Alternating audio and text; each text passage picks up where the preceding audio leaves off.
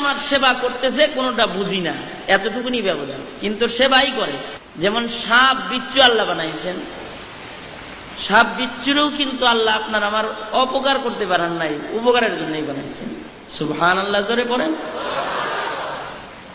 এক আল্লাহর ওলি নদীর পাড় দিয়ে হাঁটতেছে, নদীর পাড়ে দেখে বড় ধরনের একটা বিচ্ছু। বিচ্ছু চিনেন? চিন্তা করতেছেন যে বিচ্ছুটা যায় কোন জায়গায়। বিচ্ছু যেদিকে যায় আল্লাহর বান্দা আল্লাহর ওলি ওই দিকেই যায়। কিছু দূর যাইতে যাইতে দেখি বিচ্ছুটা একেবারে লাগে জানি নদীতে নামবো, একেবারে নদীর পাড়ে চলে গেল।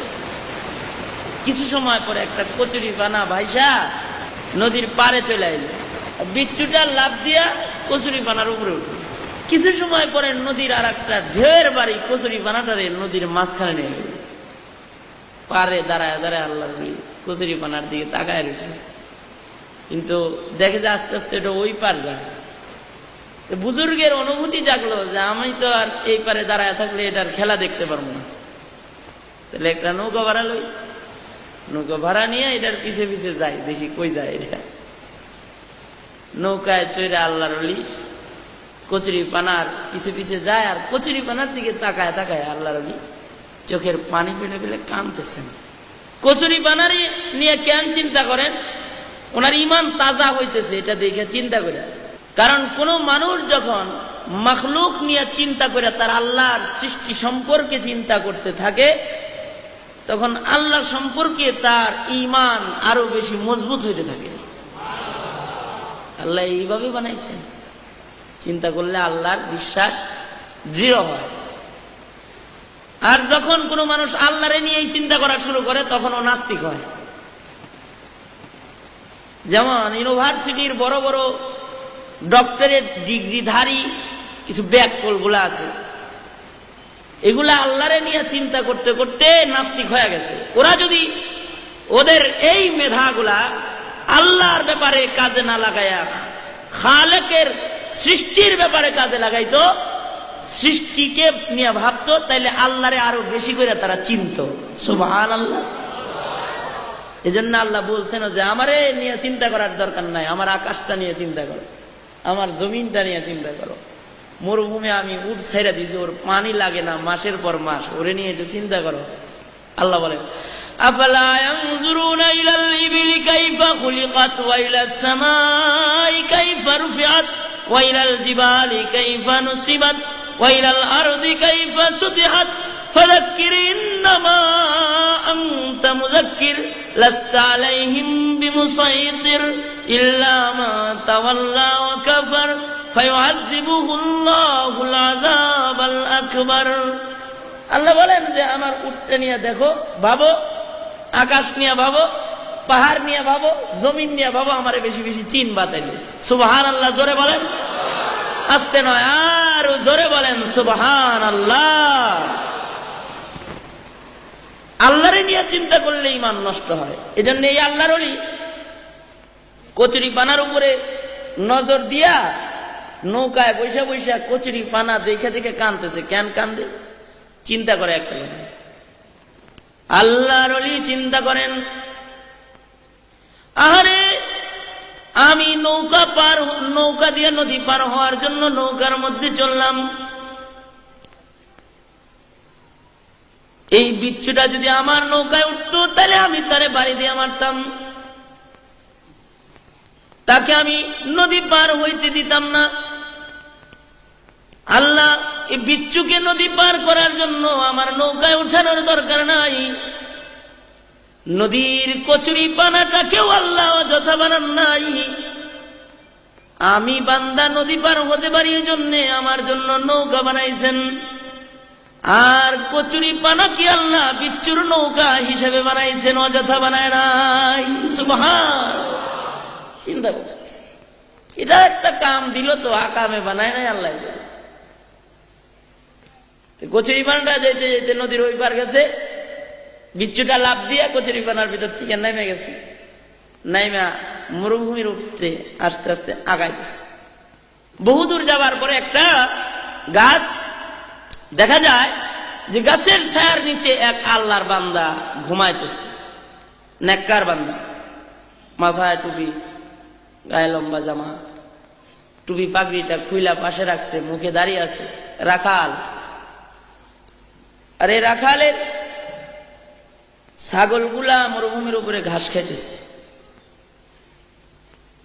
বিচ্ছুটা যাইতে যাইতে রাখালের মাথার দিকে যাইতেছে। বুজুর্গ চিন্তা করলেন, আল্লাহ আমারও নদী পার করে আনছে এই বিচ্ছুরে মারবার লেগে, কারণ ও তো এখন কামড় দিব,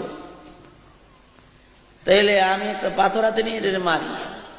পাথর একটা হাতে নিয়ে বিচ্ছুটারে মারবেন, তাকাইছেন, তাকাই দেখে বিচ্ছু মারবো কখন, এর আগেই দেখে যে সাপ একটা এই রাখালে কামড় দেওয়ার জন্য বিষধর সাপ একটা রেডি হয়ে আছে আগে থেকে।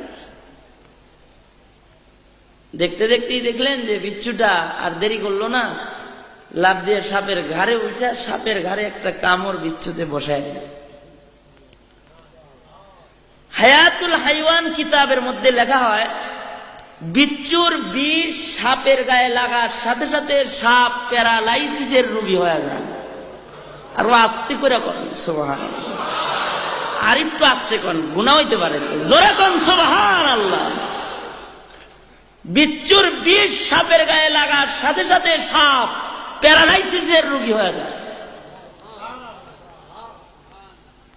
বাবাজিরা আমার, চিন্তা করেন, ওই বিচ্ছুটাকেও আল্লাহ আমার খেদমতের জন্য, আপনার খেদমতের জন্য বানাইছেন। কচুরি পানাটাকেও আপনার আমার খেদমতের জন্য পরোক্ষভাবে বানাইছেন। কচুরি পানা দিয়া বিচ্ছুর নৌকা বানায়া বিচ্ছুরে কচুরি পানা দিয়া পার কইরা নদীর এই পার আনলেন। বিচ্ছুর কামড় দিয়া রাখাল আল্লাহর গোলাম, গোলামের পাশে সাপ দাঁড়ায় আছে গোলাম রে কামড় দেওয়ার জন্য। বিচ্ছুর বিষ দিয়া আল্লাহ এই সাপ রে প্যারালাইসিসের রোগী বানায়া আল্লাহ তার মখলুক, তার বান্দা মানুষের খেদমত বিচ্ছুর দ্বারায় নিলেন। সুবহানাল্লাহ। তাম পৃথিবী আপনার আমার গোলামি করে, সেবা করে, কোনটা ডাইরেক্ট করে, কোনটা ইনডাইরেক্ট করে। সাপ উন্নত চিকিৎসা বিজ্ঞান আবিষ্কার করছে, সাপের বিষ দিয়া কেমোথেরাপি, ক্যান্সারের যে ঔষধ, এটার জন্য সাপের বিষ কার্যকরী হয়। সাপের বিষ দিয়ে এই মেডিসিন আবিষ্কার করা হয়। উন্নত চিকিৎসা বিজ্ঞান ইঁদুরের লেজ থেকে মানুষের জটিল রোগের ঔষধ আবিষ্কার করে, ইঁদুরের লেজ দিয়ে। ইঁদুরেও সেবার জন্য বানাইছে। তাম পৃথিবী আপনার আমার খাদেম। এই কথাটা কার কথা? আল্লাহর কথা, আবার নবীরও কথা। নবী হাদিসে বলেন, আদ-দুনিয়া খুলিকাত লাকুম ওয়া আনতুম খুলিকতুম লিল আখিরাহ। নবী বলেন, তাম পৃথিবীর সবকিছু আল্লাহ তোমাদের সেবা করার জন্য বানাইছে, আর তোমাদেরকে আল্লাহ আল্লাহর জান্নাত ভোগ করার জন্য বানাইছে। সুবহানাল্লাহ।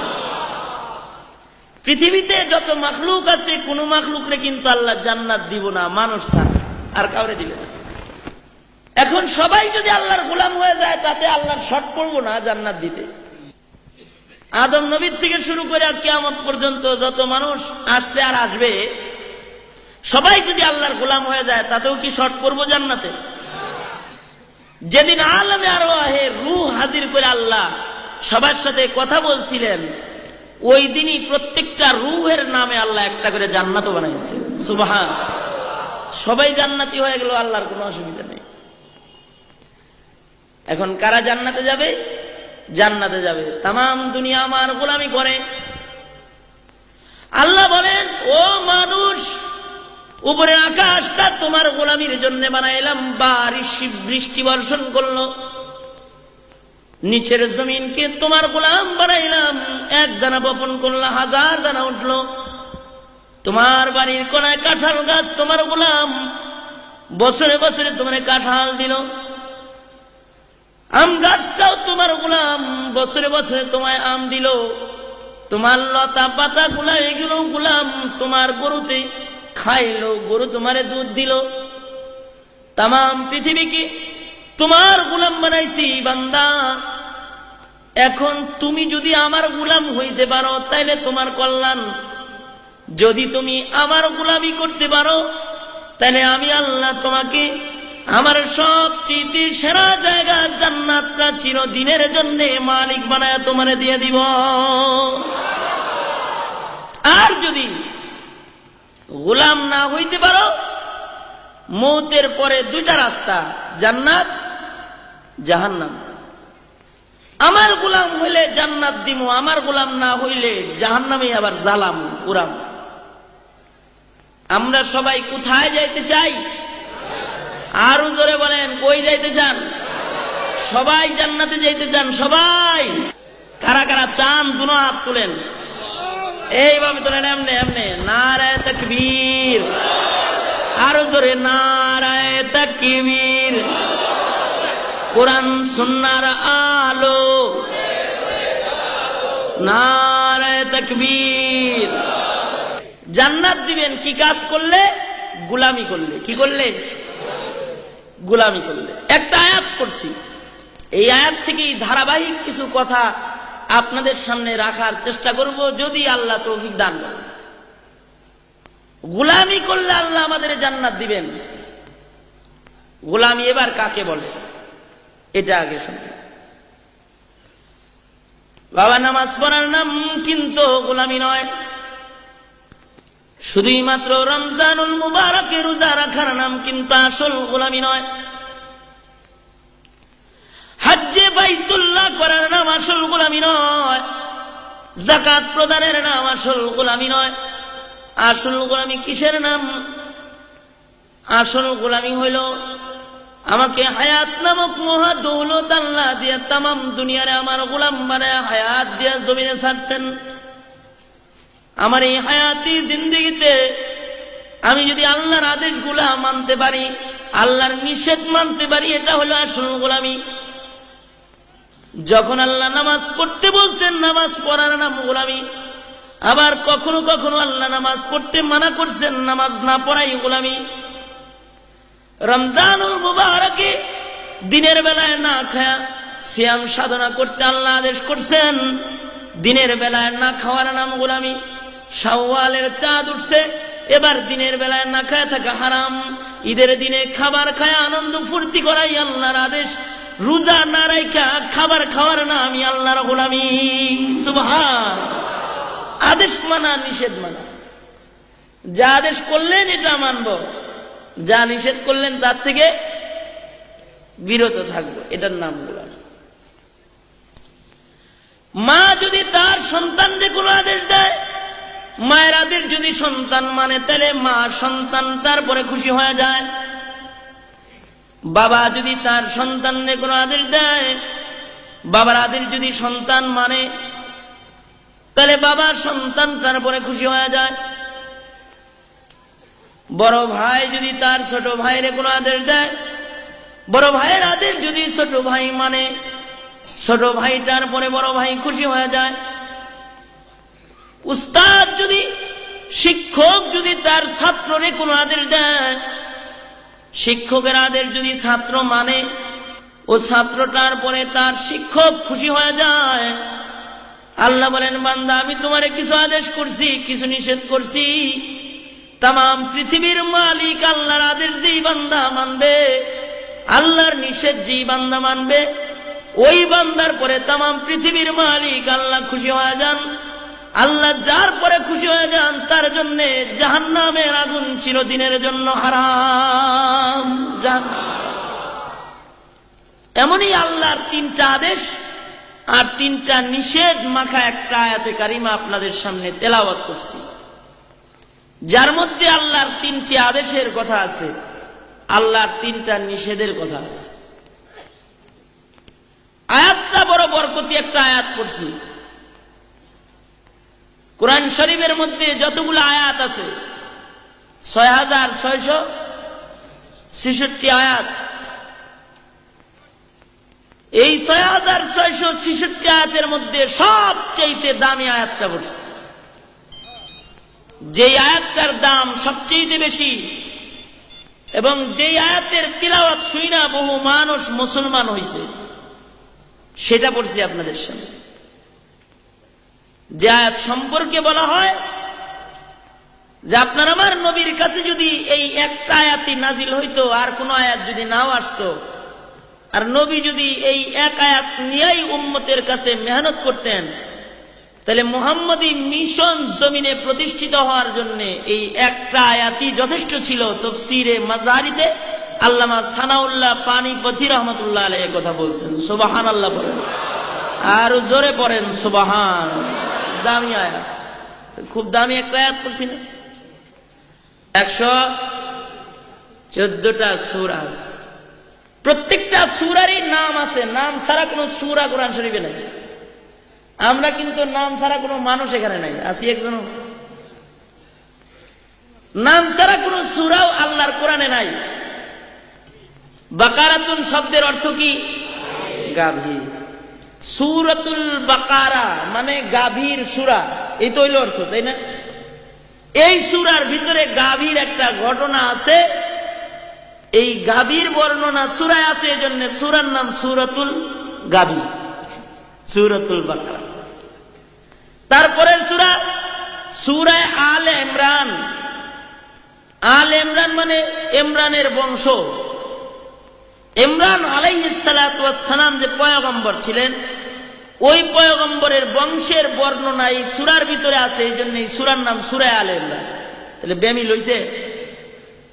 ইউসুফ আর জুলাইখা বিবির কিসসা সূরায় আছে, সূরার নাম সূরা ইউসুফ। হযরতে মারিয়াম আলাইহিস সালাতু ওয়াস সালামের কাহিনী সূরার ভিতরে আছে, সূরার নাম সূরা মারিয়াম।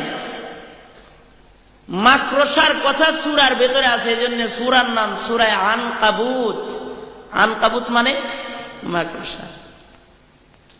নমল পিপিলিকা, পিপিলিকার বর্ণনা সূরার ভিতরে আছে, সূরার নাম সূরা নমল। আর একটু সহজে আপনাদেরকে বুঝাই, যে সূরা আপনারা সবাই চিনেন, কোরআন শরীফের শেষ সূরা সূরা নাস। নাস শব্দটা সূরার ভিতরে আছে, সূরার নাম সূরা নাস। ঠিক তেমনি কোরআন শরীফের 16তম সূরা, যার নাম সূরা নহল, নাহলুনের কথা সূরার ভেতরে আছে, এজন্য সূরার নাম সূরা নহল। নাহলুন মানে হলো মৌমাছি। আপনারা সবাই মৌমাছি চিনেন, পিছনের বাইরেও চিনেন। মৌমাছি কামড় দিলে আরাম লাগে, তারে কয় মৌমাছি, তাই না? তাইলে বেদা লাগে, মানুষ মোটা হয়ে যায় কামড়াইলে তাড়াতাড়ি, ওষুধ ছাড়া মোটা। কিন্তু এটা কি খালি কামড়ায় নাকি খেদমত করে? মধু সংগ্রহ করে মানুষের সেবা করে। এই মৌমাছির কথা সূরার ভিতরে আছে, এই জন্য সূরার নাম সূরা মৌমাছি মানে সূরা নহল।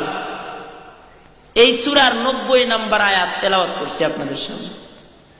আর একটা সংবাদ শোনাই, সংবাদটা একটু খেয়াল করে শুনলে মনে থাকবো ভালো। কোরআন শরীফ পড়া শুই না বহু কাফের মুসলমান হয়েছে, কথা তো অনেক আগে থেকে শুনছেন, তাই না? কিন্তু যেই আয়াতটা শুই না সবচেয়ে বেশি কাফের মুসলমান হয়েছে, ওই আয়াতটাই আপনাদের আজকে তেলাওয়াত করে শুনেছি। সুবহানাল্লাহ বলেন। আল্লাহ আমাদের আয়াতের মধ্যে 3টা আদেশ করেন। কয়টা আদেশ বাবা? আরো জোরে বলেন, কয়টা আদেশ? মুখস্থ করে দেবেন। আল্লাহ আমাদের আয়াতের মধ্যে 3টা আদেশ করেন। ইন্নাল্লাহা ইয়া'মুরু বিল আদলি ওয়াল ইহসান ওয়া ইতাইযিল কুরবা। এই 3টা হলো আল্লাহর আদেশ। ওয়া ইয়ানহা, আল্লাহ নিষেধ করেন 3টা। আনিল ফাহশাই ওয়াল মুনকারি ওয়াল বাগি, 3টা নিষেধ দেন আল্লাহ। 3টা আদেশ আল্লাহর আছে আয়াতের মধ্যে, 3টা নিষেধ আল্লাহ আমাদের দান করেছেন। আবার আল্লাহ বলতেছেন, বান্দা ইয়াইযুকুম, আমি আল্লাহ কিন্তু তোমাদের নসিহত করতেছি, ওয়াজ করতেছি এই 6টা, যে 3টা কথা আমার তোমরা মানবা, 3টা নিষেধ আমার মেনে চলবা। আমি 3টা আদেশ দিলাম, পালন করবা। 3টা নিষেধ আমি দিলাম, এই 3টা নিষেধ থেকে তোমরা বিরত থাকবা। লাআল্লাকুম তাযাক্কারুন, লাআল্লা ফি কালামিল্লাহি লিতারাজ্জিহি ওয়াল ইয়াকিন, ইয়াকিনের অর্থ দেয়, নিশ্চয়তার অর্থ দেয়। লাআল্লা শব্দ যদি কালামুল্লাহর ভিতরে আছে, নিশ্চয়তার অর্থ দেয়। আল্লাহ বলতেছেন, বান্দা আমার এই 6টা কথা যদি তোমরা মানতে পারো, নিশ্চয়ই তোমরা চরিত্রওয়ালা আদর্শ মানুষ হয়ে যাইবা, জমিনের উপরে জান্নাতি মানুষ হিসেবে দাঁড়াইতে পারবা। সুবহানাল্লাহ। এই 6টা গুণ যদি কোনো ব্যক্তির ভিতরে আসে, ব্যক্তি চরিত্রবান হয়ে যাবে। যদি কোনো সমাজে আসে, সমাজ চরিত্রওয়ালা হয়ে যাবে। যদি কোনো থানায় জেলায় আসে, জেলার মানুষ চরিত্রওয়ালা হয়ে যাবে। যদি এই 6টি গুণ রাষ্ট্রের সকল মানুষের ভেতরে আসে, পুরা রাষ্ট্রের উপরে আল্লাহর রহমত নাজিল হবে। যদি পৃথিবীর মুসলমানদের উপরে এই গুণগুলো আসে, এই মুসলমানদেরকে পৃথিবীর কোন কাফের মুশরিকে তাদেরকে পরাস্ত করতে পারবে না, যেমন সাহাবায়ে কেরামরে পারে নাই। ঠিক না? ঠিক জোরে কোন, সাহাবায়ে কেরামরে পারে নাই। এই চরিত্রগুলা যখন আমরা আস্তে আস্তে হারাইছি, তখন আমরা ছিলাম অর্ধ জাহানের বাদশাহ, আমাদের এখন হইতে হইছে বুশ ব্লেয়ারের গোলাম। এই জন্য আমাদের দাম আল্লাহর কাছে কমে গেছে। এবার তর্জমাটা শুনেন। আল্লাহ আমাদের 3টা কাজের আদেশ করতেছেন। কয়টা কাজের? 1 নাম্বার, আল্লাহ বলেন, ও মুসলমানরা, ইনসাফ ওয়ালা হয়ে যাও। কি হও? ইনসাফ ওয়ালা হয়ে যাও। 1 নাম্বার আদেশ। 2 নাম্বার আদেশ, সুন্দর ব্যবহারকারী হয়ে যাও। খারাপ ব্যবহার তোমার ভিতরে থাকবে না। মুসলমান মুসলমানের সাথে সুন্দর ব্যবহার করবা, ভালো আচরণ করবা। মুসলমান মুসলমানের মারামারি নাই, গোলাগুলি নাই, কাটাকাটি নাই, দলাদলি নাই, পারাপারি নাই, কিচ্ছু নাই। মুসলমান মুসলমানের মধ্যে থাকবে মহাব্বত আর ভালোবাসার সুন্দর আচরণ। 2 নাম্বার আদেশ আল্লাহর, তোমরা সুন্দর ব্যবহারকারী হয়ে যাও।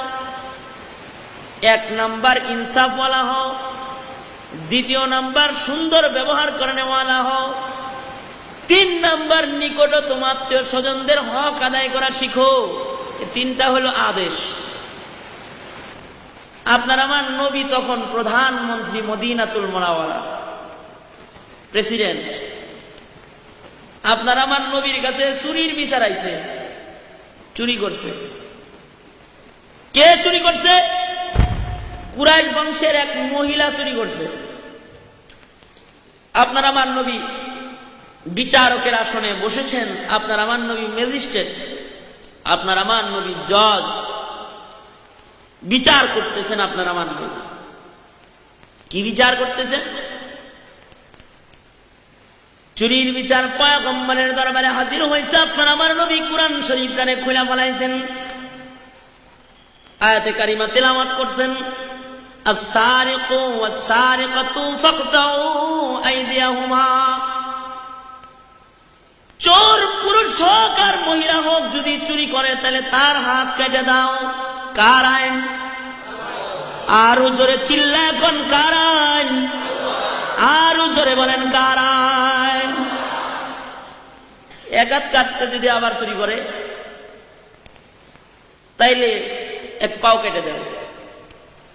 আবারও যদি চুরি করে তাহলে আর 1 হাত যেটা আছে এটাও কাটে। আবারও যদি চুরি করে আর 1টা পাও আছে এটাও কাটে। তারপরেও যদি চুরি করে তাহলে লুহা এমনি দাঁড় করে শুলে চড়ায় দেয়। কার বিধান?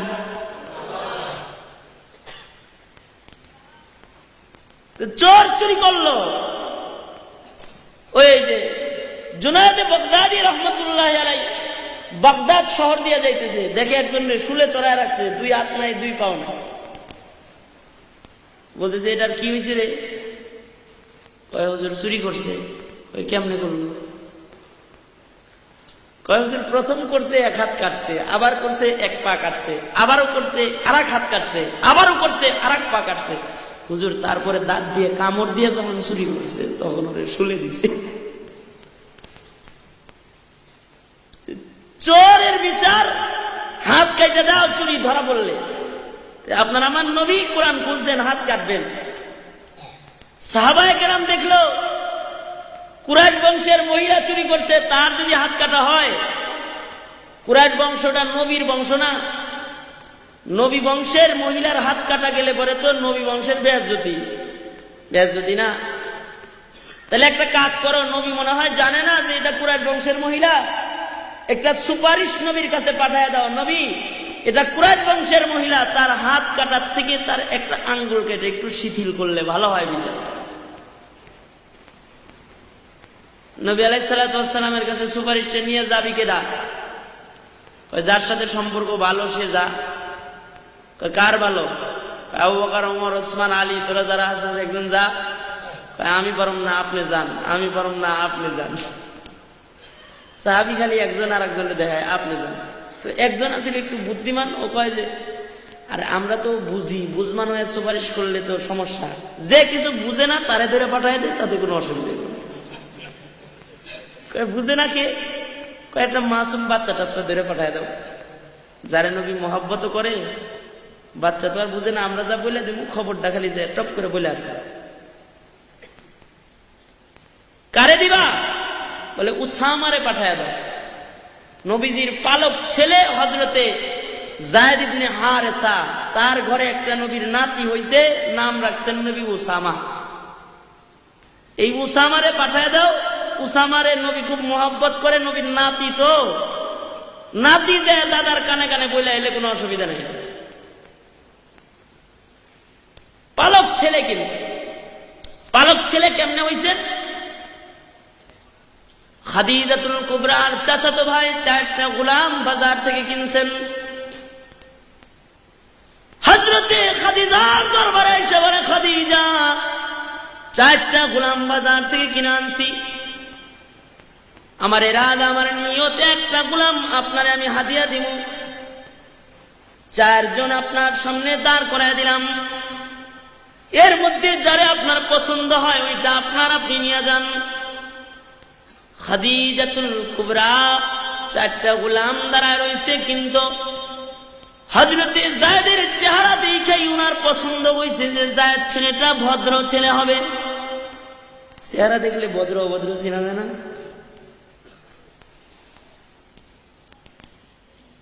চেহারা দেখলে ভালো মানুষ চেনা যায়, খারাপও চেনা যায়, ভদ্রও চেনা যায়, অভদ্রও চেনা যায়। খাদিজাতুল কুবরা যায়েদ ইবনে হারেসার মাথায় হাত দিয়ে বলে, ভাইজান আমি এই যে এই ছেলেটার নিলাম, এটা নাম কি তোর?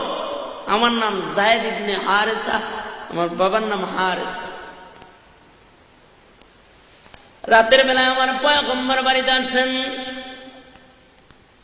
খাদিজাতুল কুবরা আমার পয়গম্বরের কাছে যা বলে, পয়গম্বর আপনার জন্য একটা হাদিয়া আছে।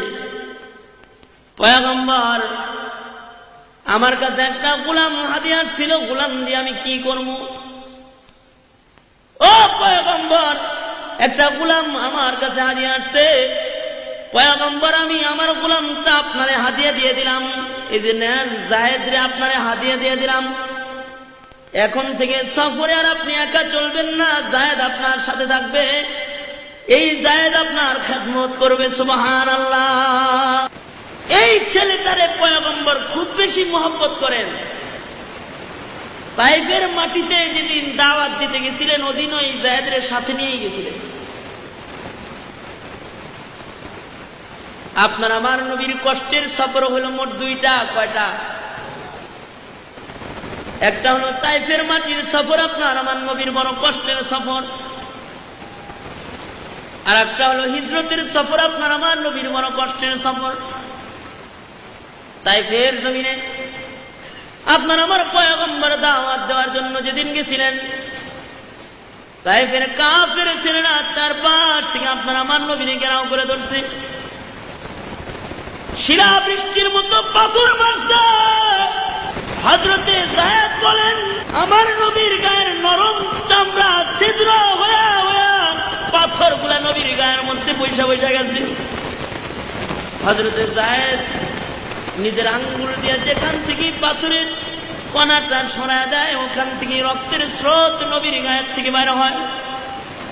একবার, দুইবার না, 3বার আপনার আমার পয়গম্বর বেহুশ হয়ে জমিনে পড়ছেন। ছেলেরা আবার পাগল বলে দাঁড় করে আবার 4 থেকে পাথর মারছেন। হযরত যায়েদ বলছেন, ও তাইফের ছেলেরা, আমার নবীর আর পাথর মাইরো না, আর আঘাত করো না। তাই পেরেছেন রে, আমি যায়েদ আমার দেহটা পাইতে দিলাম, যতবার মন চায় আমার পাথর মার, এই লোকটারে আর তোমরা পাথরের আঘাত দিও না। এই হলো কষ্টের সফরের সাথী হযরতে যায়েদ। নবীর প্রেমের সাগরে ডুব দিয়ে পয়গম্বরের ছেলে হয়েছেন। যায়েদের ঘরে একটা ছেলে হয়েছে নাম উসামা। নবী উসামারেও যায়েদের চেয়ে বেশি মহব্বত করেন, বুকে লন নবী উসামারে। গোলামের ছেলে, রাখালের ছেলে, কিন্তু পয়গম্বর তারে বুকে নিয়ে ঘুমায়। সাহাবায়ে কেরাম হযরত উসামারে পাঠায় দিল, উসামা যাও তোমার নানার কাছে দাদার কাছে একটা খবর বলে আসো, যেই মহিলার চুরির বিচার তোমার দাদার দরবারে গেছে ওটা হলো কুরাইশ বংশের মহিলা, যদি হাত কাটা হয় তাহলে বংশের ইজ্জত নষ্ট হয়ে যাবে, তুমি যা বলে আসো পয়গম্বর যেন কুরাইশ বংশের মহিলা হিসেবে তার বিচারটা একটু শিথিল করেন। উসামা ছোট মানুষ, বুঝে নাই। হযরত উসামা নবীর কাছে চলে গেছে, যে কেমনে বসছে, আপনার আমার নবীর পেটের উপরে যায় বসছে, দুই পা দুই দিক দিয়ে আছে, পেটের উপরে বসছে। যে নবী হেলান দিয়ে বসা, এইখানে যায় বসছে। নাতির এরকম করে না দাদা। হযরত উসামার মাথাটা নবীজির ঘাড়ের উপরে আছে, মুখটা নবীর কানের দিকে ফিরানো, কোনো কথা বললে কেউ আর শুনব? বুঝতেছেন? এইবার যদি কোনো কথা বলে দেয় কেউ শুনবে? এমন মহব্বতের লোকটাই সুপারিশ করলেন, দাদা যে বিচারটা আসছে এটা কুরাইশ বংশের বিচার, এটা সহজ করলে বংশের ইজ্জত বাঁচে। এটারে বলে ইনসাফ। আপনার আমার নবী বসা ছিলেন, লাভ দিয়ে দাঁড়ায় গেছেন। আপনার আমার নবীর কপালে রক্ত জমাট বেঁধে গেছে, আপনার আমার নবীর চেহারা লাল হয়ে গেছে, পয়গম্বরের গলার আওয়াজ বড় হয়ে গেছে, বলতেছেন সাহাবায়ে কেরাম একটা কুরাইশ বংশের মহিলা চুরি করছে, এজন্য তোমরা আমার কাছে সুপারিশ করলা। আর আল্লাহর কসম, আমার কন্যা ফাতেমাও যদি চুরি করত তাহলে আমি পয়গম্বর ইনসাফ প্রতিষ্ঠার জন্য নিজের কন্যার হাত কাইটে আমি চুরির বিচার করতাম, নিজের হাতে করতাম। সুবহানাল্লাহ। এটারে বলে ইনসাফ, এটা আল্লাহর আদেশ। আল্লাহ বলেন ইনসাফ প্রতিষ্ঠা করো। ব্যক্তি জীবনের যাররা পরিমাণ আমল থেকে শুরু করে রাষ্ট্রীয় জীবন পর্যন্ত সকল জায়গায় ইনসাফ আনয়ন করো, শান্তিতে থাকবা, চরিত্র ভালো হইবে। ইনসাফ ওয়ালা হয়ে যাও, জালেম হবে না।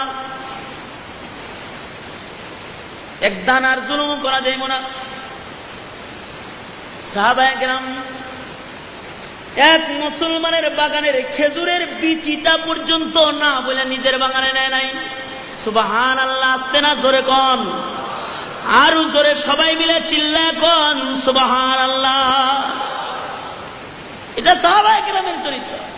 আমরা পরেরটা মাইরা দইরা যত খাইতে পারে তত হে ভালো মানুষ। এক নাম্বার ইনসাফ প্রতিষ্ঠা করো। এক নাম্বার কি? দ্বিতীয় নাম্বার ওয়াল ইহসান। আল্লাহ বলেন সুন্দর আচরণ, ভালো ব্যবহার প্রতিষ্ঠা করো। কি ব্যবহার?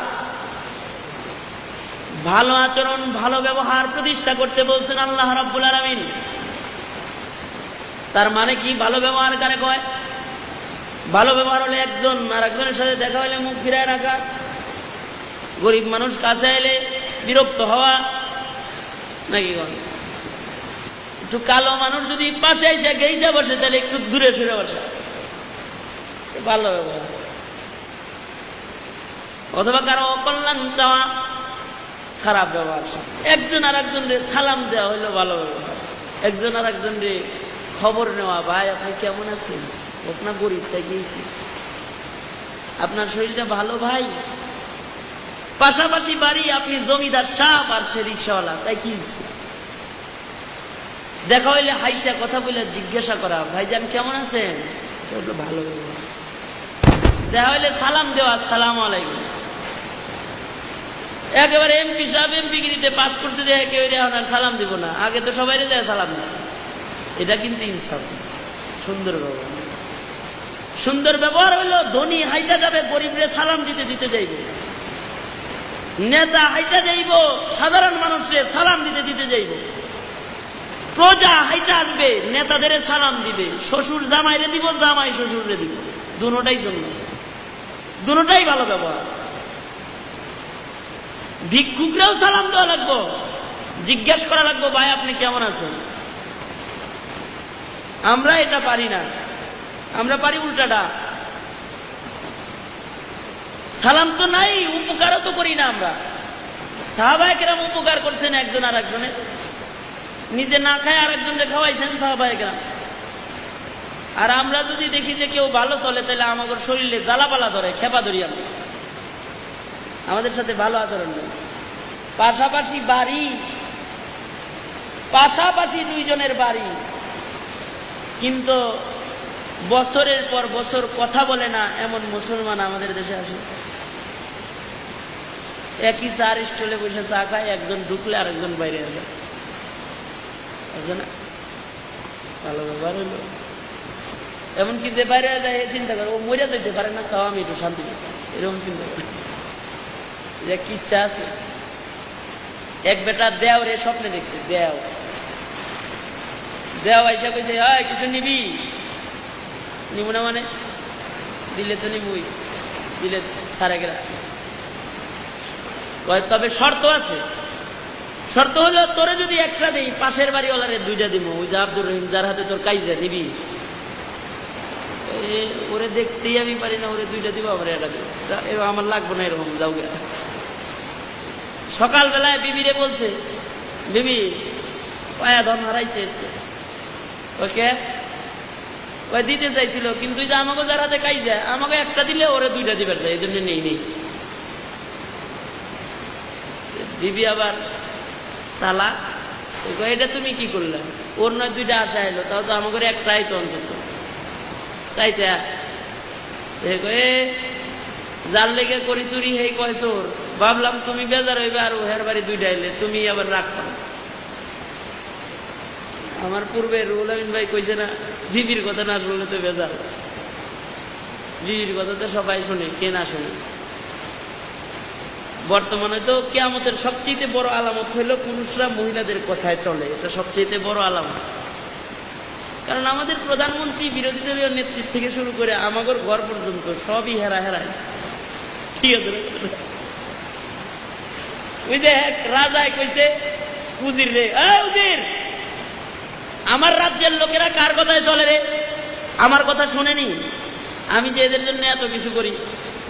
উজির আসলে একটু পাজি টাইপের, ও কয় আপনার কথায় কচুটাও চলে না, সব যার যার বিবির কথায় চলে। এখন অন্য জগৎ, এখন আগের জমানা নাই, সবার বাড়িতে বাড়িতে রাজা আর নেতা আছে, আপনারে মানার দরকারটা কি? রাজা গেছে কি কয়, কি রে কয়, সারা জিন্দিগি যাদের জন্য ব্যয় করলাম তারা নাকি কেউ আমার কথা শুনে না। রাজায় কইছে, তাই একটা সমাবেশ ডাকো, পরীক্ষা করবো কে আমার কথায় চলে আর কে অন্যের কথায় চলে। যে আমার কথায় চলে আমি তার সাথে আছি, যে আমার কথা শুনে না আমি তার সাথে নাই। উজির একটা সমাবেশ ডাক দিছে, সমাবেশের মধ্যে বৈশা রাজা মশাই বক্তব্য দিতেছে। কি বক্তব্য বলতেছে? সম্মানিত আমার প্রজামণ্ডলী, আমি আপনাদের জন্য ব্রিজ করলাম, আপনাদের জন্য কালভার্ট করলাম, আপনাদের জন্য মুক্তমঞ্চ নির্মাণ করলাম, আপনাদের জন্য ঘরে ঘরে বিদ্যুৎ দিয়ে দিলাম, আপনাদের জন্য এটা করলাম সেটা করলাম। আমি বিশ্বস্ত সূত্রে জানতে পারছি আপনারা কেউ নাকি আমার কথায় চলেন না, অন্যের কথায় চলেন। তাহলে যারা আমার কথায় চলেন না আমি তাদের সাথে নাইটাই, যারা আমার কথায় চলেন তারা ডাইন দিকে যান, আর যারা বিবির কথায় চলেন তারা বাম দিকে যান, সামনে যা ছিল সবটি বাম দিকে গেছে, একজনের ডাইরেক্ট। একজন নাক বরাবর বসে রয়েছে, ও সরে টরে না, ও ডান দিকেও যায় না বাম দিকেও যায় না। রাজা কইছে তুই একদিকে যা, মাপ চাই। বাড়ির থেকে যখন আসি তখন কইছে রাজার কথায় কোনো দিকে গেলে কিন্তু তোমার ঠ্যাং ভেঙে ফেলাই দেবো, আমি কোনো দিকে যাবো না। বর্তমান সমাজ হয়ে গেছে অনেকটা এই টাইপের, শুনবেন না আবার। বিবি বলতেছে ধর তুমি এটা একটা কাম করলা, হেরে নয় দুইটা দিছিল দিক না, তোমার তো একটা দিত, তুমি নিতে। তা তো জানি না, তুমি খুশি হইলে নিমো, অসুবিধা কি, তবে আমার ভাল লাগে না, অত দুশ্মন, ওরে দেখলেই আমার রাগ দেয়। তাতে কি, তোমার একটা আইব চাইও। তারপরের দিন আবার দেখছে নিবি আজকে, নিমু, আমার একটা ছাগল দাও। তাহলে কিন্তু ওই যে যার সাথে ঝগড়া ওরে দুইটা দিব, ঠিক আছে দাও, দিছে। যা চায় এর একটা দেয়, ওরে দুইটা দেয়। অনেকদিন পরে আবার এসে জিজ্ঞেস করছে তুমি আজকে কিছু নিবা? যাই নিলাম, তাই তো হেরে দুইটা দিলাম। তাইলে তুমি একটা কাম করো, আজকে তোমার কাছে কিছু আমি নিব না, আজকে তুমি মেহরবানি করে আমার একটা জিনিস লয়ে যাও। কি? তুমি যাওয়ার সময় আমার একটা চোখ কানা করে নিয়ে যাও, যাওয়ার সময় ওর দুইটা নিয়ে যাও খোলায়। ও ভাইজান, আপনি আওয়ামী লীগ করতে পারেন, কোনো অসুবিধা নাই। আপনি বিএনপির সমর্থক হইতে পারেন, কোনো অসুবিধা নাই। রাজনৈতিক দর্শনে আপনি জাতীয় পার্টি করতে পারেন, কোনো অসুবিধা নাই। রাজনীতি করা আপনার স্বাধীনতা, আপনার অধিকার, আপনি যা সৎ করেন, কোনো অসুবিধা নাই। আপনি ইসলামী যে কোনো দল করেন, কোনো অসুবিধা নাই। কিন্তু ভাই একটা কথা মনে রাখতে হবে,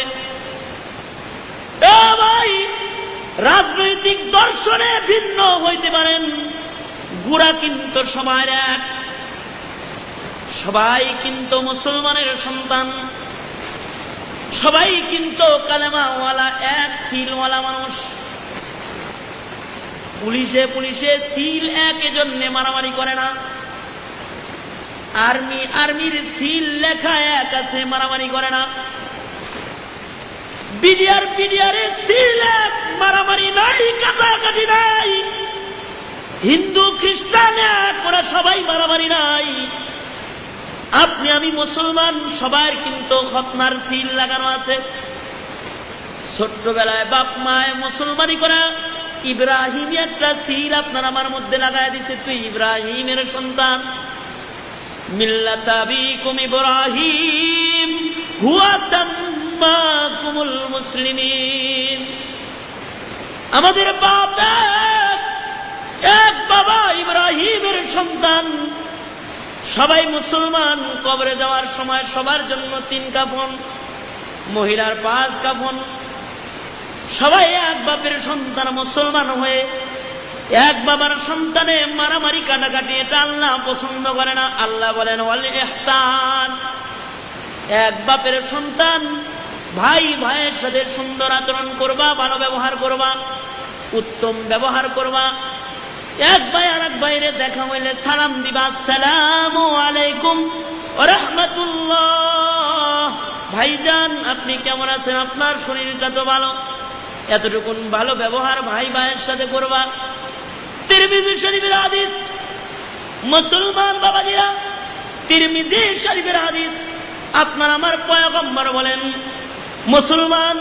কোন মুসলমান যদি এক মুসলমানের সাথে একবার ভালো ব্যবহার করে, সারা দিনে একবার এক মুসলমানের সাথে ভালো ব্যবহার করছেন, একটা ভালো ব্যবহারের দাম আল্লাহর কাছে এত বেশি। একবার এক কালমাওয়ালা আর এক কালেমাওয়ালার সাথে ভালো ব্যবহার করলে পৃথিবীর মালিক আল্লাহ খুশি হইয়া রাত ভর তাহাজ্জুদ পড়ার সব আমল না আমার মধ্যে উঠায় দেয়। আরো জোরে চিল্লা এখন সুবহানাল্লাহ। এটা হলো ভালো ব্যবহার। ও যুবক ভাইরা, কিসের মারামারি দলাদলি? ব্যালট পেপারে সিল ভিন্ন হইতে পারে, চরিত্রের সিল এক। সবাই মুসলমান, এই জন্য মুসলমানে মারামারি নাই। একটা ছোট্ট একটা ঘটনা শুনেই, তারপরে বাকি তর্জমাটুকুন করে ফেলাম। মদিনাতুল মুনাওয়ারা থেকে 350 মাইল দূরে এক যুবকের বাড়ি। যুবক যাইব মদিনাতুল মুনাওয়ারায়, রওনা দিছে। 350 মাইল মরুভূমির পথ পাড়ি দিতে হবে, পাথর পিচ্ছিল পথ, বন্দুরগিরি পথ, পাহাড়ি অঞ্চল, মরুভূমির রৌদ্রের ভিতরে পার হইয়া 350 মাইল পার হইলে তারপরে মদিনা। এত দূরে তার বাড়ি।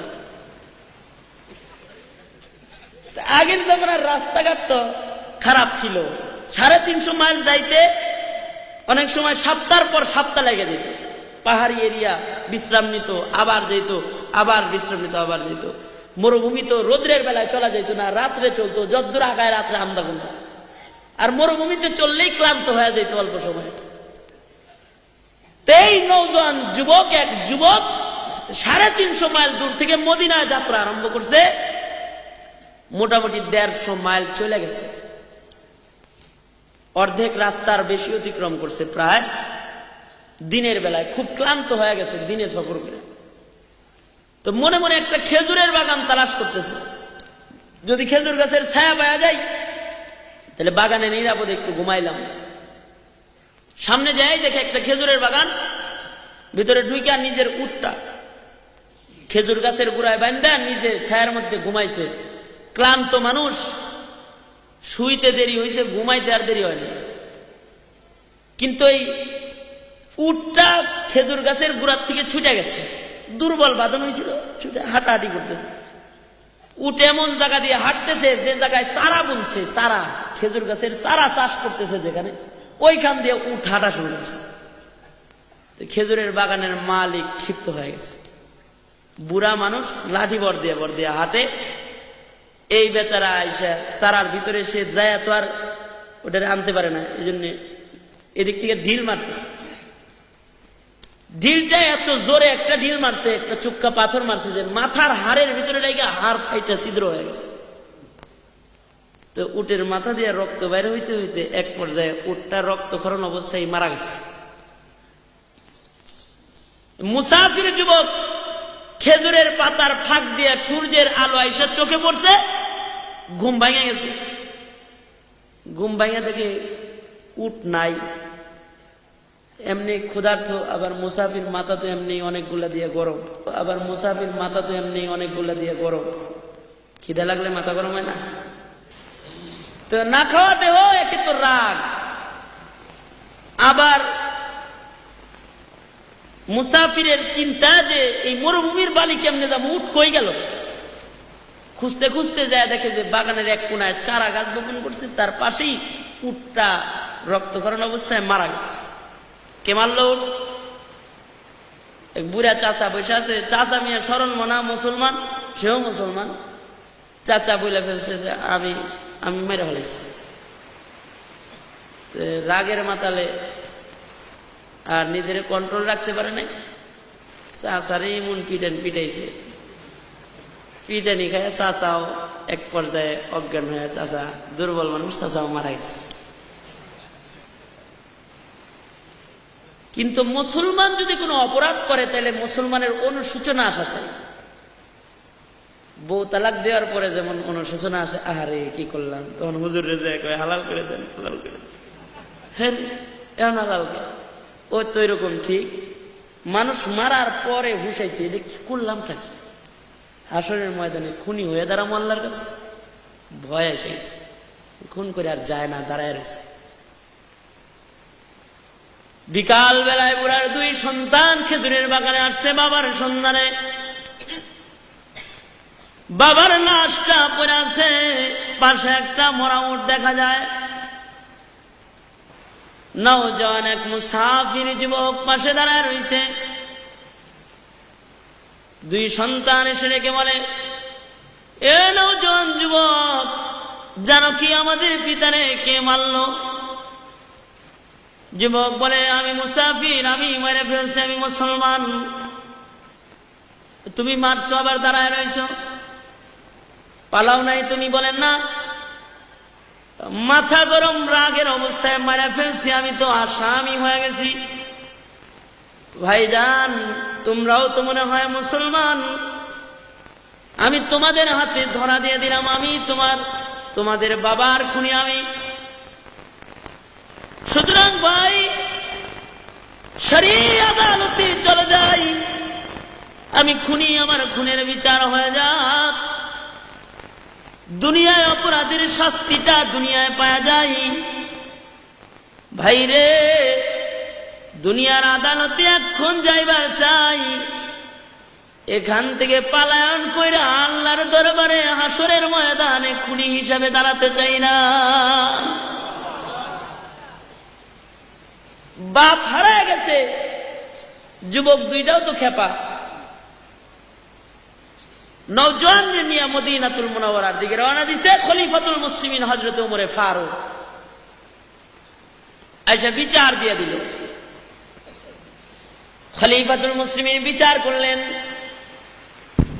তোমার উট মারছে, তোমার একটা উট দিয়ে দিলেই তো হইতো, তুমি মানুষ কেন মারলা? হাতের বদলা হাত, পায়ের বদলা পা, নাকের বদলা নাক, কানের বদলা কান, জানের বদলা জান। তুমি খুন করছো, খুনের বদলা তোমার গলা কাটা যাবে। জল্লাদকে আদেশ করা হইল, আদেশ কার্যকর করা হোক, ফাঁসির কাষ্ঠি দিয়ে দাও। খলিফাতুল মুসলিমিন নওজোয়ান যুবককে ডেকে বলে, মরার পূর্বে আপনার কি কোনো মনের বাসনা আছে? তিনি বলেন, পুরা করা হবে। নওজোয়ান যুবক ডেকে বলে, আমি মুসাফির, আমার মনের একটা শেষ তামান্না আছে, জানি না ওটা পুরা হবে কিনা। বলে, কি? বলে, আমার বাড়ির থেকেও বহু দূরে এক ইহুদির বাড়ি, আমি ব্যবসার জন্য ওই দূরে গিয়েছিলাম। ইহুদির কাছ থেকে আমি কিছু টাকা বাকি মাল বাড়িতে ফিরছিলাম, ইহুদিরে মালের টাকাগুলা ইহুদিরে দেওয়া হয় নাই। ওই ইহুদির বাড়ি আমার বাড়ির কেউ চিনে না, ইহুদি আমার বাড়ি চিনে না। মুসলমান হিসাবে বিশ্বাস করে আমার মাল সম্পদ বাকি দিছিল।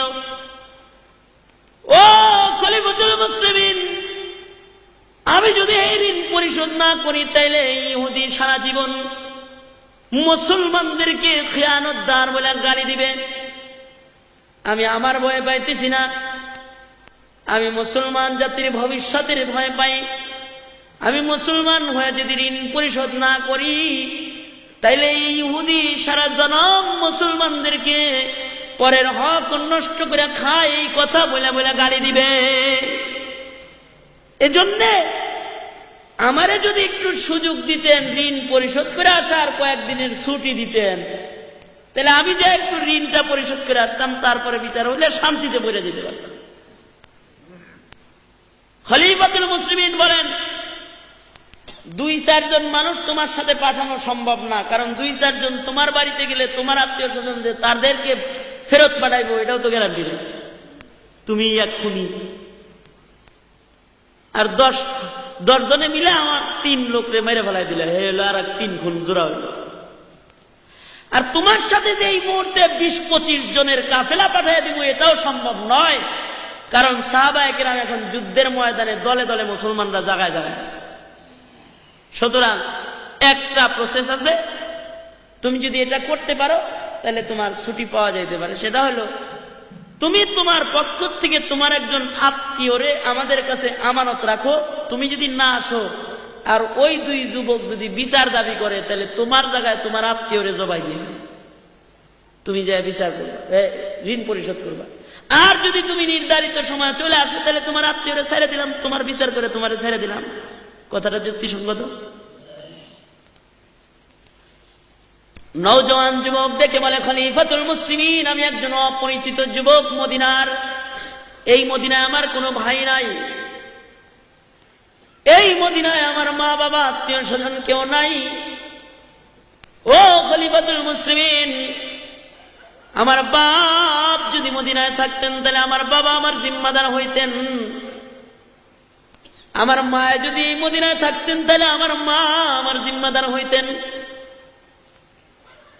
মদিনায় যদি আমার একটা জোরের ভাই থাকতো, জোরের ভাই চাইতো না আমি ভাই ঋণ রাইখা কবরে যায়, আমার ভাই আমার জিম্মাদার হইতো। আমার কোন আত্মীয় স্বজন মদিনায় নাই, সুতরাং আমার কোন জিম্মাদারও আমি পাবো না তালাশ করে, তাহলে আমার মৃত্যুদণ্ড কার্যকর করে ফেলান। খলিফাতুল মুসলিমিন আদেশ করলেন কার্যকর করো। ঠিক এমন সময় পয়গম্বরের একজন সাহাবী দুইটা হাত তুলে ডেকে বলে, থামুন ও খলিফাতুল মুসলিমিন, আমি আমার এই ভাইয়ের জিম্মাদার হয়ে গেলাম, আমার ভাইকে ছুটি দিয়ে দেন ঋণ পরিশোধ করার জন্য। যিনি হাত তুলেছেন তার নাম হযরত আবু যার গিফারি রাদিয়াল্লাহু তাআলা আনহু। সাধারণ সাহাবী নয়, যিনি পয়গম্বরের খাদেম ছিলেন। হযরতে আবু যার গিফারি, হযরতে আবু যার গিফারি খাদেমে খায়রুল বশর, खिदमतू में जिंदगी भर ना बनाया अपना घर।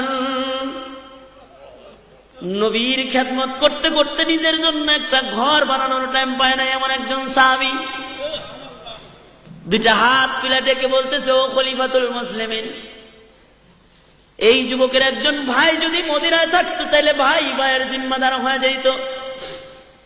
খলিফাতুল মুসলিমিন পয়গম্বরের মুখে নিজ কানে শুনছি, আল মুসলিম আখুল মুসলিম, মুসলমান মুসলমানের ভাই, রক্তের বন্ধনের দরকার নাই, কোরআন শরীফের বন্ধন আছে আমাদের মধ্যে। সুবহানাল্লাহ জোরে কোন, আর জোরে চিল্লা কোন সুবহানাল্লাহ।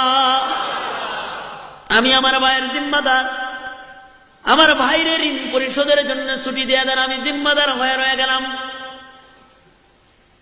খলিফাতুল মুসলিমিন নতুন করে বিচার সিদ্ধান্ত লেখলেন, আবার নতুন করে, যাও যুবক, তোমার 1 মাসের ছুটি দিলাম। আরবি মাসের প্রথম শুক্রবারে জুমার নামাজের আজানের পূর্বে তুমি মদিনায় প্রবেশ করবা। যদি তুমি মদিনায় জুমার নামাজের পরেও না আসো, তাহলে তোমার জায়গায় তোমার জিম্মাদার ভাই আবু যার গিফারির মৃত্যুদণ্ড প্রদান করা হবে।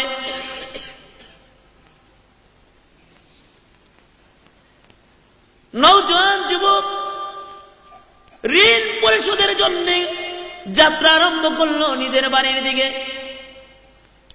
খলিফাতুল মুসলিমিন পিতার হত্যার দাবিতে বাদী পক্ষ যে দুইজন, তাদের ডাইকা বললেন, আপনারাও চলে যান। আরবি মাসের প্রথম শুক্রবারে জুমার নামাজ মদিনার পয়গম্বরের মসজিদে আপনারা পড়বেন। জুমার নামাজের পরে নওজোয়ান যুবক যদি ফেরত না আসে, তাহলে আবু যাররে গলা কাইটা হইলেও আপনাদের বিচার আপনাদেরকে দেওয়া হবে। নওজোয়ান যুবক বাড়িতে চলে গেছে, বাড়িতে যা ঋণ পরিশোধ করার জন্য ইহুদির কাছে গেছে। ঋণ পরিশোধ করে নওজোয়ান যুবক বাড়িতে আইসা সুন্দর সুন্দর জামা কাপড় গুলা পরিধান করছে, দ্রুতগামী একটা ঘোড়ারে সুন্দর করে সাজাইছে, সজ্জিত হয়ে আতর গোলাপ মাইকা মার কাছে যায় বলে, মা গো মা, ও মা, আমি তোমার সন্তান। মারে, তুমি তো চাও না তুমি হাসরের ময়দানে খুনি সন্তানের মা হয়ে দাঁড়াও। মাগো, জীবন ভর তুমি আমার সেবা করছো মা, আমি তোমার কোন সেবা যত্ন করতে পারি নাই। মা, বাড়ির থেকে যখনই বের হইছি তখনই আমি তোমার কাছ থেকে বিদায় নিয়ে বের হইছি, আবার আইছি। মা গো, আজকে একটা বিদায় নিবার চাই মা, এটা জিন্দিগির শেষ বিদায়। মা গো, তোমার হাত দুইটা আমার মাথার পরে রাখো মা। মা গো, দুধের দাবিটা মাফ করে দিও। আমি মদিনায় চললাম পাক পবিত্র হইবার জন্যে। মা আমার মাথায় হাত দিয়ে আমারে জিন্দেগির শেষ দোয়াটা তুমি এখন দিয়ে দাও। মা তোমার সন্তানের জীবনের শেষ লুকমা খাবারটা তুমি খাওয়ায় দাও। তোমার সন্তান আর কোনদিন তোমার দরবারে এসে দাঁড়াবে না। মা বাবার কাছে দেখো, এ বাবা গো, ও বাবা দেন, ওই বুকটা একটু দেন। কত বুকের মধ্যে শোয়া রাখছেন বাবা, বুকটা একটু দেন। জিন্দগির শেষবারের মতো আমার বুকটা আপনার বুকের সাথে একটু লাগায় যায়। বাবা গো, আমার বিচার হইব মদিনায়। পিতামাতার কাছ থেকে জিন্দগির শেষ বিদায় নিয়ে নওজোয়ান যুবক যাত্রা আরম্ভ করছে মদিনার দিকে।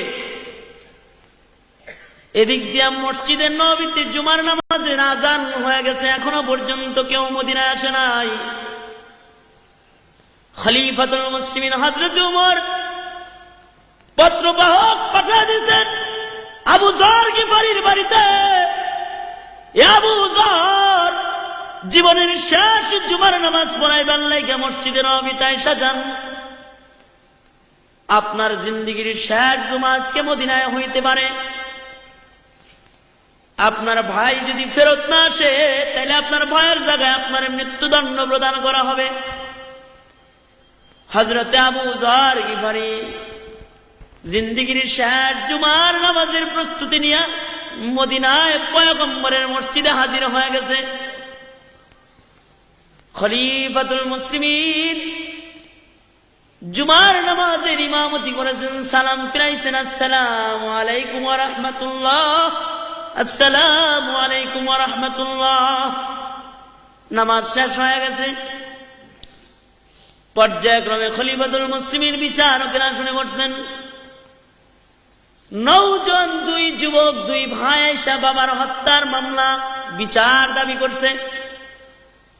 খলিফাতুল মুসলিমিন আদেশ প্রয়োগ করলেন, জল্লাদ রে। খলিফার চোখ দিয়া ঝর্ণার মতো পানির ফোঁটা গড়ায় গড়ায় পড়তেছে। একটা নির্দোষ মানুষকে একজন দোষী মানুষের জায়গায় মৃত্যুদণ্ডের আদেশ। বলা হইল, জল্লাদ আবু যর গিফারিকে মৃত্যুদণ্ড প্রদান করা হোক। এ শব্দটা মদিনার মুসলমানদের কানে পৌঁছার সাথে সাথে পুরো মদিনায় কান্নার রোল পড়ে গেছে। কারণ এতেও স্বাভাবিক একজন কোন সাহাবী নয়, বড় দামি সাহাবী। আবু যর গিফারি এমন একজন সাহাবী, হযরতে জিবরাইল আলাইহিস সালাতু ওয়াস সালাম আপনার আমার নবীর কাছে আসছে। আয়েশা বলে, পয়গম্বর ওই যে চাদর মুড়ে দিয়ে হাইটা যায় আপনার সাহাবী আবু যর। নবী বলেন, জিবরাইল আমার সাহাবী আবু যর আপনি কেমন করে চিনেন? জিবরাইল বলে, পয়গম্বর গো, আপনার সাহাবী আবু যর শুধুই মাত্র আমি জিবরাইল চিনি তা নয়, আকাশে আল্লাহর যত ফেরেশতারা আছে, আসমানের সকল ফেরেশতারা আপনার সাহাবী আবু যর চিনে। দুইটা কারণে আকাশের ফেরেশতারা আবু যর গিফারিরে চিনে, দুই কারণে। এক নাম্বার, লিসিগারিহি আলা নাফসিহি, নিজের নিজে খুব ছোট মনে করে আল্লাহ যদি জাহান্নামে দিবার লেগে কোনো মানুষ বানায় থাকে, তাইলে মনে হয় আমারে বানাইছে। আর একটা কারণ হলো লিকাসরাতি তিলাওয়াতি সূরাতুল ইখলাস। সূরা ইখলাস নামে একটা সূরা আছে, যা 3 বার পড়লে খতমের সওয়াব জমা করা হয়। কুল হুয়াল্লাহর সূরা এমন একটা সূরা, যা 3 বার পড়লে খতম কোরআন শরীফের সওয়াব হয়। আবু যর এই সূরাটা এত বেশি তেলাওয়াত করে যে তার আমলনামায় এত খতমের সওয়াব আছে, যা অন্য কোন মানুষের আমলনামায় নাই। সুবহানাল্লাহ। মদিনার লোকেরা কান্দে, নির্দোষ একটা মানুষের জায়গায় এমন একজন বরকতি মানুষকে মৃত্যুদণ্ড প্রদান করা হবে রে। মদিনার সবাই কাঁদতেছে, কিন্তু একজন হাসে। হযরত আবু যর গিফারি হাসতেছেন। লোকেরা বলে, আবু যর তুমি হাসো, কেন হাসো? আবু যর বলে, তোমরা কেন কাঁদো? কাঁদো না, আমি আমার নবীর শাফাত কিনতেছি, আজকে শাফাত খরিদ করতেছি আমার নবীর। হাসরের কঠিন ময়দান যেদিন শুরু হবে, আমার পয়গম্বর একজন কালেমাওয়ালার জন্য বাচ্চাওয়ালা মুরগির মতো উড়াল দিয়ে কালেমাওয়ালার বাসায় এসে দাঁড়ায় যাবে। যে পয়গম্বর একজন কালেমাওয়ালার জন্য বাচ্চাওয়ালা মুরগির মতো উড়াল দিবেন, আমি সেই পয়গম্বরের একজন কালেমাওয়ালার জন্য জান বিলাইতে পারতেছি। এই ভালোবাসাটাও তো হাসরের কঠিন ময়দানে আমাকে আমার পয়গম্বরের হাতের শাফাতের কাছে নিয়ে যাইতে পারে। সুবহানাল্লাহ। আবু যর গিফারিকে মৃত্যুদণ্ড দেওয়া হয়। জল্লাদ আগাইতেছে ছুরিটা নিয়া। জল্লাদ এক কদম আগায় তো দুই কদম পিছায়। জীবনে কোনোদিন এই বিচারালয়ে কারো বিচার করার সময় জল্লাদের চোখ দিয়ে পানি পড়তে দেখা যায় নাই। আবু যর গিফারির সামনে জল্লাদ যায় আর চোখের পানি ফেলে কান্দে, কারণ এতদিন বিচারের মঞ্চে আসামিরে উঠাইতো, আজকে একটা জান্নাতি সার্টিফিকেটওয়ালা মানুষকে উঠাইছে। ঠিক এমন সময় একজন ডেকে বলে, জল্লাদ থামো, ও খলিফাতুল মুসলিমিন একটু অপেক্ষা করেন। ওই যে নজর করে তাকায় দেখেন, মদিনার বালু ঝড় উড়ে কে যেন মদিনায় আসতেছে। একটু অপেক্ষা করেন, কে আসে মদিনায়? বালু ঝড় উড়ে কে যেন আসে, একটু অপেক্ষা করেন। সকলে অপেক্ষা করল। নওজোয়ান যুবক ধুলা মাখা অবস্থায় আওলা কেশ পাগল বেশে এসে মদিনায় ঢুকছে। ঘোড়ার পিঠ থেকে লাফায় নাই বা খলিফাতুল মুসলিমিনের সামনে যায় দাঁড়াইছে। দাঁড়ায় ডেকে বলে, ওগো খলিফাতুল মুসলিমিন, রাস্তায় ঘোড়ার জিন পোষ ভাঙা গেছিল, এজন্য দেরি হয়ে গেছে, তাছাড়া নির্ধারিত সময়ে আসতাম। খলিফা গো, পবিত্র হয়ে কবরে যাইবার চাই, খুনি হয়ে যাইবার চাই না। এই জন্য 350 মাইল দূর থেকে ঘোড়া দৌড়ায় আসছি পাক হইবার জন্য। আমার ওই নির্দোষ আবু যর বাইরে নামায় দেন, আমি পাপীর গলায় পাপীর শাস্তি চাপায় দেন।